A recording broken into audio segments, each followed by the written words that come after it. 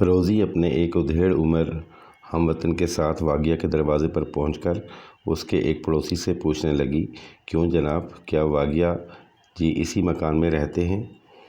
واگیا اپنی بیٹھک کا باہری دروازہ بند کیے کسی سوچ میں گم تھا۔ روزی کی آواز سن کر دروازہ کھول دیا اور صاحب سر باہر نکالتے ہوئے بولا، کون؟ روزی، اندر آ جاؤ، میں یہاں موجود ہوں۔ روزی اپنے ادھیڑ عمر ساتھی کے ساتھ اندر داخل ہو گئی۔ واگیا نے انہیں نیلے رنگ کے موٹے گدے کے فرش پر احترام کے ساتھ بٹھا دیا اور خود بڑھ کر ٹیک لگانے کے لیے 2 گاؤ تکیے پیش کر دیے۔ روزی کچھ بولے بغیر اپنے ساتھی کے ساتھ خاموشی سے یوں بیٹھ گئی جیسے اس میں کوئی بڑا طوفان پھٹ پڑنے کے لیے اندر ہی اندر مچل رہا ہو۔ واگیا بھی ان دونوں کے ساتھ بیٹھ گیا۔ بولا، یہ میری خوش قسمتی ہے کہ میں تمہیں یاد آ گیا اور تم میرے پاس بن بلائے آ گئیں۔ روزی نے غمگین آواز میں کہا، واگیا، اس وقت میں تمہارے پاس اس لیے آئی ہوں کہ تمہیں پامر کی موت کے بارے میں جو کچھ معلوم ہے مجھے سچ سچ بتا دو۔ واگیا کے چہرے کی خوشی کافور ہو گئی، ہونٹ یوں اینٹھنے لگے جیسے ان سے کوئی تلخ شے تک ٹکرا گئی ہو۔ روزی، پامر مر چکا ہے، تم اس پر یقین کیوں نہیں کرتی؟ روزی جذباتی ہو گئی، ذرا زور سے بولی، میں اس کی موت کا کس طرح یقین کر لوں؟ واگیا، اس کی لاش کہاں ہے؟ واگیا نے جواب دیا، لاش کا مجھے خود بھی کوئی علم نہیں کیونکہ اس کی موت میرے سامنے نہیں واقع ہوئی۔ روزی نے دونوں ہاتھوں سے اپنا چہرہ چھپا لیا، روتی ہوئی بولی، واگیا تم جھوٹ بول رہے ہو، میرا دل مجھے یہ بار بار یقین دلا رہا ہے کہ تم سچ نہیں بول رہے، کم از کم پامر کے معاملے میں تم ضرور جھوٹے ہو۔ واگیا نے بدمزگی سے کہا، اگر تم میری بات پر یقین نہیں کر رہی تو نہ کرو، تمہیں اس کا اختیار ہے۔ اگر تم مجھے جھوٹا سمجھ رہی ہو تو مجھ سے سچ بلوا لو کسی طرح۔ روزی نے رندی ہوئی آواز میں کہا، اگر تمہیں سچ بولنے پر مجبور کر دینا میرے اختیار میں ہوتا تو واگیا تم ہرگز اس طرح جھوٹ نہ بول سکتے۔ واگیا نے اس بات کا کوئی جواب نہ دیا، کچھ عجیب نظروں سے روزی کو دیکھنے لگا۔ اب اس کے ادھیڑ عمر ساتھی نے بولنے کے لیے کندھے اچکائے، بالوں پر ہاتھ پھیرتا ہوا بولا، مسٹر واگیا، جیسا کہ مجھے اپنی بھتیجی روزی کے ذریعے معلوم ہوا کہ آپ ایک بہادر اور باکردار انسان ہیں۔ کچھ دنوں پہلے روزی مکمل طور پر آپ کے اختیار میں تھی، لیکن آپ نے اس سے کوئی ناشائستہ سلوک نہیں کیا۔ یہ بڑے ظرف اور کردار کی بات ہے۔ مسٹر پامر روزی کا منگیتر ہے، اگر اس کی بابت آپ کچھ جانتے ہوں تو بتا دیں۔ واگیا نے جواب دیا، میں پامر کی بابت جو کچھ جانتا تھا روزی کو بتا چکا ہوں، اس سے زیادہ کچھ بھی نہیں جانتا۔ روزی کے چچا نے کہا، لیکن مسٹر واگیا، پامر تو سلطانی دستے کے ساتھ تمہارے پاس گیا تھا، پھر وہاں سے وہ واپس نہ آیا اور تم نے روزی کو یہ بتایا ہے کہ اس کی موت کی اطلاع تمہیں کسی شخص نے دی تھی۔ ہم دونوں یہ جاننا چاہتے ہیں کہ آخر وہ کون تھا جس نے تمہیں پامر کی موت کی خبر اور اس کی انگوٹھی دی تھی۔ تم نے روزی سے پامر کا حلیہ جس طرح بیان کیا تھا، اس سے بھی یہی شبہ گزرتا ہے کہ تم خود پامر سے ملے ہو اور وہ جہاں بھی ہے تم اس سے واقف ہو۔ واگیا نے مختصر جواب دیا، میں کچھ نہیں جانتا۔ روزی نے روتے ہوئے کہا، واگیا، میرا دل کہتا ہے کہ پامر زندہ ہے اور تم نے اس پر قابو پا کر کہیں قید کر دیا ہے۔ تم میری وجہ سے اسے قید میں رکھنا چاہتے ہو اور اس کی موت کا یقین دلا کر تم مجھے اپنی طرف ملتفت کرنا چاہتے ہو۔ واگیا نے درست لہجے میں کہا، بکواس بند کرو لڑکی، میرا دماغ خراب نہ کرو۔ روزی کے چچا نے مایوسی سے کہا، روزی، ہمیں واگیا کی بات پر یقین کر لینا چاہیے۔ روزی نے جھنجھلا کر کہا، میں ہرگز یقین نہ کروں گی اور ایک نہ ایک دن واگیا کو سچ بولنے پر مجبور کر دوں گی۔ واگیا نے اندرونی کرب سے اپنی آنکھیں بند کر لیں جیسے وہ کسی بہت بڑے بوجھ کو برداشت کرنے کی کوشش کر رہا ہو۔ ماحول پر کچھ دیر سکوت طاری رہا، ایسا سکوت جیسے کوئی موت واقع ہو گئی ہو۔ پھر اشکبار آنکھیں اٹھیں اور روزی نے واگیا کو مخاطب کیا، واگیا، بس چند ضروری باتیں تم سے اور کروں گی، اس کے بعد چلی جاؤں گی۔ واگیا نے اسے رحم آمیز نظروں سے دیکھا، بولا، کہو۔ روزی نے پوچھا، تم نے چند دن پہلے جس بلند کرداری کا ثبوت دیا تھا، کیا تم حقیقتاً وہی ہو یا ویسے ہی ہو کیونکہ وہ تمہارے پیشے کی نفی کرتا ہے؟ واگیا نے جواب دیا، روزی، میں ناٹک کا اداکار نہیں، سپاہی ہوں۔ روزی نے کہا، تب میں تم سے ایک درخواست کروں گی۔ واگیا اس کی صورت دیکھنے لگا۔ روزی لمحہ بھر کے سکوت کے بعد بولی، میں تمہارے ساتھ رہنا چاہتی ہوں واگیا۔ میرے ساتھ؟ تم میرے ساتھ رہنا چاہتی ہو؟ آخر کیوں؟ واگیا حیرت زدہ رہ گیا۔ ہاں، میں تمہارے ساتھ رہنا چاہتی ہوں، لیکن ایک یقین دہانی پر، ایک شرط پر۔ روزی غیر یقینی انداز میں واگیا کی صورت دیکھ رہی تھی۔ روزی کا چچا بھی حیرت سے اس کی شکل دیکھ رہا تھا۔ واگیا نے نرمی سے پوچھا، لیکن تم میرے ساتھ کیوں رہنا چاہتی ہو؟ روزی نے جواب دیا، اپنے رشتہ داروں میں رہنے سے پامر یاد آتا ہے، میں اسے بھول جانا چاہتی ہوں۔ واگیا کو کچھ امید بندھی، آہستہ سے بولا، مجھے کوئی اعتراض نہیں، جب سے چاہو میرے ساتھ رہنا شروع کر دو۔ روزی کے چچا نے ناگواری سے کہا، یہ کس طرح ممکن ہے کہ تم سب کے ہوتے ہوئے یہاں مسٹر واگیا کے پاس رہو؟ روزی نے جواب دیا، یہ اس طرح ممکن ہے کہ یہاں میں رہنا چاہتی ہوں۔ واگیا نے خوشی کو چھپاتے ہوئے کہا، میں وقت سے پہلے ہی تمہیں خوش آمدید کہنے کو تیار ہوں۔ روزی نے کہا، لیکن پہلے مجھے یہ یقین دلا دو کہ تم مجھے اسی طرح رکھو گے جس طرح کچھ دن پہلے بھی مجھے رکھ چکے ہو۔ وعدہ لینے کی ضرورت نہیں ہے روزی، واگیا کہنے لگا، تم یقین رکھو کہ کوئی بھی وہ کام جس کا تمہاری ذات سے کسی بھی قسم کا تعلق ہوگا تمہاری مرضی کے خلاف یا خواہش کے بغیر نہ ہوگا۔ مجھے تم پر اطمینان ہے، روزی نے جواب دیا۔ روزی کا چچا بار بار پہلو بدل رہا تھا۔ روزی نے واگیا سے کہا، کیا تھوڑا پانی پلاؤ گے؟ واگیا اندر جاتا ہوا بولا، تھوڑا کیا، بہت پیو۔ افسوس کہ میں شراب پیش نہیں کر سکتا، کیونکہ مملکت خدا داد کی حدود میں شراب قانوناً ممنوع ہے۔ روزی نے تلخی سے ہنس کر کہا، اسی لیے تو پانی مانگ رہی ہوں۔ واگیا بولا، ابھی آیا چند منٹ میں۔ وہ اندر چلا گیا۔ روزی جلدی چچا کو سمجھاتے ہوئے بولی، میرے یہاں رہنے کے فیصلے سے آپ ذرا بھی پریشان نہ ہوں۔ یہاں رہنے میں میری ایک مصلحت ہے۔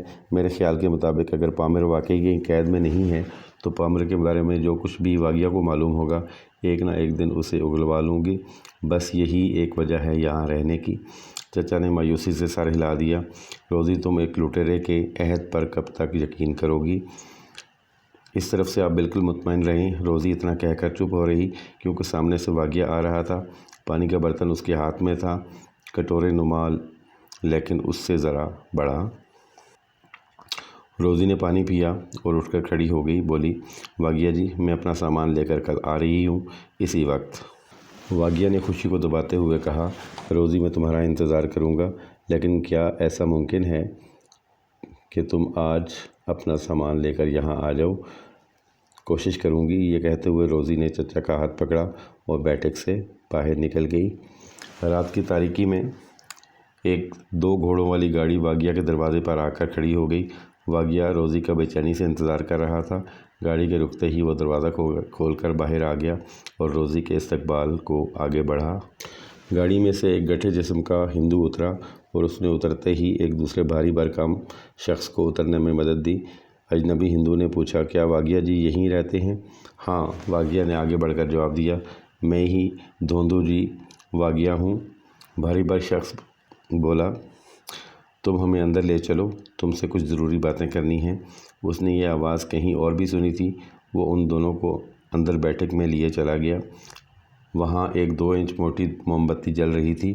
واگیا نے اس بھاری بھر شخص کو فوراً ہی پہچان لیا۔ دیوان جی آپ، زہے نصیب جو پورنیا جی ہمارے گھر تشریف لائے۔ چپ رہ، پورنیا نے شفقت سے ڈانٹا، پہلے یہ بتا کہ اس گھر میں تیرے سوا اور کون کون رہتا ہے؟ واگیا نے جواب دیا، یہاں میں تنہا رہتا ہوں۔ کیوں، کیا کوئی خاص بات ہے؟ ہاں، ہمیں تجھ سے کچھ خاص باتیں کرنی ہیں۔ تو کیجیے، واگیا نے اجازت دے دی۔ پورنیا نے اپنے آدمی کو حکم دیا، جاؤ باہر جا کر کھڑے رہو اور اس بات کی نگرانی کرتے رہو کہ یہاں کوئی ایسا ویسا آدمی تو نہیں آ رہا۔ پورنیا کا آدمی باہر چلا گیا۔ تب پورنیا نے رازداری سے اپنی زبان کھولی، کیوں شری دھوندو جی واگیا، کیا میں تم سے کچھ ذاتی نوعیت کی باتیں کر سکتا ہوں؟ نہایت شوق سے واگیا نے کہا۔ پورنیا کم سے کم نرم لہجے میں بولا، احمق، تو اپنے آقاؤں کا انتخاب آخر کس طرح کرتا ہے؟ مجھے بھی تو بتا دے۔ واگیا اس کی باتوں کا مطلب نہیں سمجھ سکا۔ پورنیا جی جو کہنا ہے صاف صاف بتا دیجیے، زیادہ وقت برباد کرنے سے فائدہ۔ پورنیا نے کہا، یہ خبر سچی ہے کہ تو اسلام قبول کرنے والا ہے؟ ہاں، یہ خبر درست ہے۔ پورنیا کے چہرے پر شکنیں پڑ گئیں، بولا، تو ہندو قوم کا وقار ہے، اگر تو کہے گا تو ہم تجھے میسور کے اصل راجہ کے دربار میں کوئی منصب دلا دیں گے۔ واگیا اس بات کا مطلب نہ سمجھتے ہوئے بولا، میسور کا اصل راجہ کہاں ہے؟ پورنیا نے جواب دیا، تجھے سب کچھ عنقریب معلوم ہو جائے گا۔ یہ بات اپنے تک رکھنا کہ مملکت خداداد عنقریب ہست سے نیست میں جانے والی ہے۔ واگیا نے حیرت سے سوال کیا، وہ کس طرح پورنیا جی؟ کچھ مجھے بھی تو بتاؤ۔ پورنیا نے کہا، میسور پر پہلے ہندوؤں کا راج تھا، لیکن بعد میں اس پر سلطان کے باپ حیدر علی نے زبردستی قبضہ کر لیا۔ اب حیدر علی کے بعد سلطان حکومت کر رہا ہے، لیکن میرے اندر بیٹھا کوئی کہہ رہا ہے کہ یہ حکومت پھر اصلی حکمرانوں کے ہاتھوں میں جانے والی ہے، اور ہم سب ہندو ملک کی بڑی طاقتوں سے مل کر غاصبوں کو ہٹانے کی کوششوں میں مصروف ہیں۔ واگیا کا تیز ذہن پورنیا کی بات کا مطلب سمجھ گیا، بولا، تو تم سلطان کا نمک کھا کر اس کے خلاف سازشیں کر رہے ہو؟ تھو ہے تم پر پورنیا جی، تم غدار ہو۔ پورنیا نے جواب دیا، شری واگیا جی، میں پہلے ہندو ہوں، اس کے بعد کچھ اور تمہیں بھی یہی ہونا چاہیے۔ میں نے جب سے یہ سنا ہے کہ تم ہندو دھرم چھوڑ کر سلطان کی خاطر مسلمان ہونے والے ہو، پریشان ہو گیا ہوں۔ خبردار جو تم نے ہندو دھرم چھوڑا۔ واگیا نے جواب دیا، میں اپنی مرضی کا مالک ہوں پورنیا جی، آپ ناحق پریشان ہوتے ہیں۔ پورنیا نے اپنے سیدھے ہاتھ کی ہتھیلی واگیا کے سامنے کر دی، بولا، واگیا جی، اس ہاتھ پر اپنا سیدھا ہاتھ رکھ کر تم مجھ سے یہ عہد کرو کہ تم اپنی زندگی کی آخری سانس تک ہندو ہی رہو گے۔ واگیا نے جواب دیا، میں ایسا کوئی عہد نہیں کروں گا جس پر میرا دل آمادہ نہیں کرتا۔ پورنیا نے کہا، اچھا میں چلتا ہوں، لیکن میری یہ بات نہ بھولنا کہ اب تم دربار میں ہرگز نہ جانا۔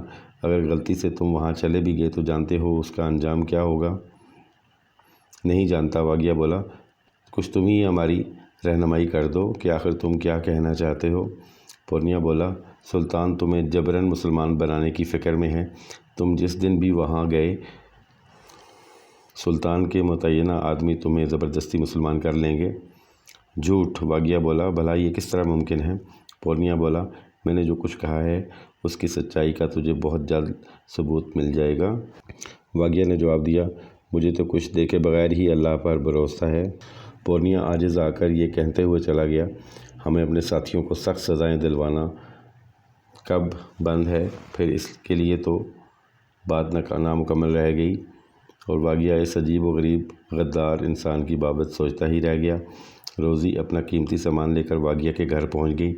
واگیا نے اسے ایک ہال نما کمرہ اس لیے دے دیا کہ وہ اس میں اپنا زیادہ سے زیادہ سامان رکھ کر اطمینان سے رہ سکے۔ ان دنوں سلطنت خداداد آتش فشاں کے دہانے پر اپنی زندگی کی آخری سانسیں لے رہی تھی۔ تقریباً 38 سال قبل 1761 میں نواب حیدر علی نے اپنے قبضے میں اسے لیا تھا۔ یہاں پہلے ایک ہندو راجہ تھا، اور اس راجہ کے تصرف و اقتدار میں صرف 33 گاؤں تھے، جس کے مجموعے کو ریاست میسور کہا جاتا تھا۔ لیکن جب یہ ریاست سلطنت خداداد بن کر ابھری تو اس کی حدود ایک آزاد اور خود مختار ملک کی حیثیت اختیار کر گئیں، جس کا اپنا ایک نظام تھا، اپنی ایک طاقتور فوج تھی، اپنی ایک آزاد خارجہ پالیسی تھی۔ ان دنوں امریکہ اپنے انگریز آقاؤں کے خلاف جنگ آزادی میں مشغول تھا۔ جارج واشنگٹن نے اپنے ملک سے انگلستانی اقتدار کو نکال کر باہر کیا، اور کارنوالیس امریکہ کی زمام حکومت وہاں کی 13 ریاستوں کے حوالے کر کے احساس شکست خوردگی اور ندامت لیے جب وطن واپس گیا تو انگلستان کی وزارت عظمیٰ پوری دنیا کا نقشہ پھیلا کر بیٹھ گئی اور ان خطوں کی جستجو کرنے لگی جن کو وہ اپنی نو آبادیات میں لا کر امریکہ کا نعم البدل قرار دیا جا سکتا۔ ان کی نگاہیں ہندوستان پر جم گئیں۔ انہوں نے کارنوالیس کو سیاسی گناہ کے کفارے کے لیے ہندوستان کا گورنر جنرل بنا دیا۔ یہ ہندوستان آیا اور تھوڑی سی مدت میں سازش اور سیاست کے وہ بیج بو گیا کہ جب یہ پودے بڑے ہو کر پھلے پھولے تو ہندوستان کی چھوٹی چھوٹی ریاستیں نفاق اور نا اتفاقی کا شکار ہو گئیں۔ اودھ، بنگال، اڑیسہ، گوالیار، حیدرآباد، لکاٹ اور پیشوائے پونا سبھی اس کے زیر دام آ چکے تھے، لیکن ان میں تنہا ٹیپو سلطان کی نظریں ہندوستان کے مستقبل پر لگی ہوئی تھیں۔ خوار و زبوں غلامی کی زنجیروں میں جکڑا ہوا ہندوستان۔ کہتے ہیں کہ انسانی آنکھ کی پتلی کے پیچھے ایک لچکدار مہذب عدسہ ہوتا ہے۔ خدا نے یہ حادثہ شیشے کی بجائے ایک مخصوص قسم کی جھلی میں بھری ہوئی شفاف رطوبت سے بنایا ہے۔ جن لوگوں کی آنکھ کا یہ حادثہ ضرورت سے کم محدب ہوتا ہے وہ دور کی چیزیں تو صاف دیکھ سکتے ہیں مگر قریب کی چیزیں نہیں دیکھ سکتے۔